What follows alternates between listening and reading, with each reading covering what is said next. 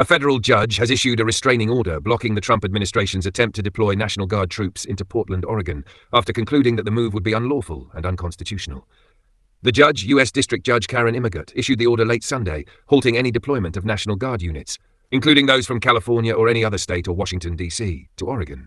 In her ruling, Judge Immergut found that the proposed deployment would violate both a federal statute, 10 U.S.C. 12406, and the 10th Amendment to the U.S. Constitution. She expressed skepticism that the federal government had presented a colorable claim that the situation in Oregon justified sending in National Guard forces. In her remarks, she challenged Department of Justice attorneys, asking how the executive branch could proceed in the face of her earlier order and whether they were effectively circumventing her directive. During court proceedings, DOJ attorney Eric Hamilton denied any wrongdoing but defended the administration's approach. Judge Immergut pushed back, suggesting that the government had not made a sufficient case that Oregon's circumstances warranted this intervention. The judge declined the DOJ's request for a stay or delay of her order, arguing that the case presented an emergency and there were no new facts to justify altering the ruling. She emphasized that she was handling the matter on an expedited basis under limited briefing and that nothing new had emerged to change her decision.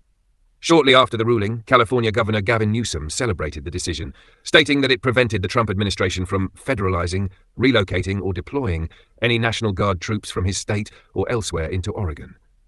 The administration, however, signaled it would appeal the restraining order.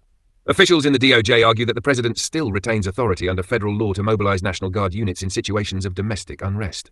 Some observers noted the possibility that the administration might redirect its efforts by attempting to send National Guard forces from other states, e.g. Texas, to cities beyond Portland, including Chicago, though the court order explicitly bars deployments from all states or D.C. into Oregon. Meanwhile, a spokesman in Oregon described the ongoing back and forth as resembling a rhetorical whack-a-mole, reflecting frustration about shifting threats and responses.